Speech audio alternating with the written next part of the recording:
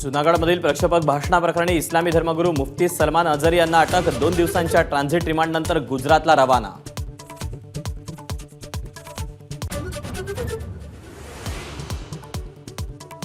मुफ्ती अझहरींच्या अटकेनंतर घाटकोपरमध्ये परिस्थिती नियंत्रणात। अफवांवर विश्वास ठेवू नका, पोलिसांचं आवाहन।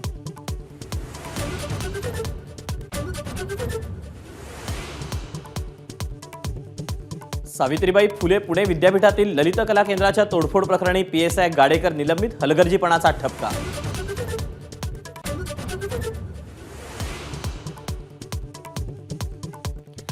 ललित कला केंद्राच्या तोडफोड प्रकरणी भाजयुमोच्या 10 ते 12 जणांवर गुन्हा दाखल आणि तातडीनं जामीनही मंजूर।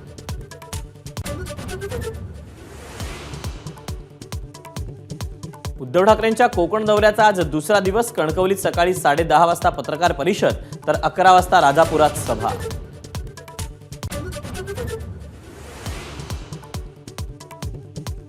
मनोज जरांगेंची आज अंतरवाली सराटीत पत्रकार परिषद। मुंबई आंदोलनातून मराठा समाजानं काय मिळवलं याची माहिती देणार।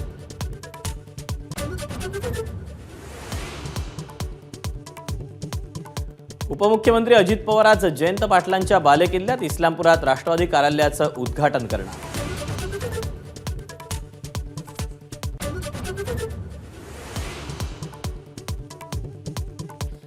भाजपचं मिशन अयोध्या। मुंबईकरांना घडवणार श्रीरामाचं मोफत दर्शन। आज रात्री 9 वाजता पहिली रेल्वे होणार रवाना।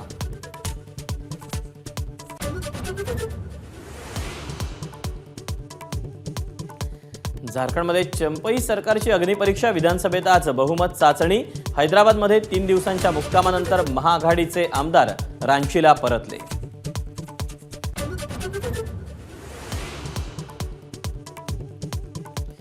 शुभमन गिलच्या शतकी खेळीनं भारत सुस्थितीत। इंग्लंडसमोर विजयासाठी 399 धावांचं लक्ष्य। पाहुण्यांची तिसऱ्या दिवस अखेर एक बाद 67 अजीब मसल।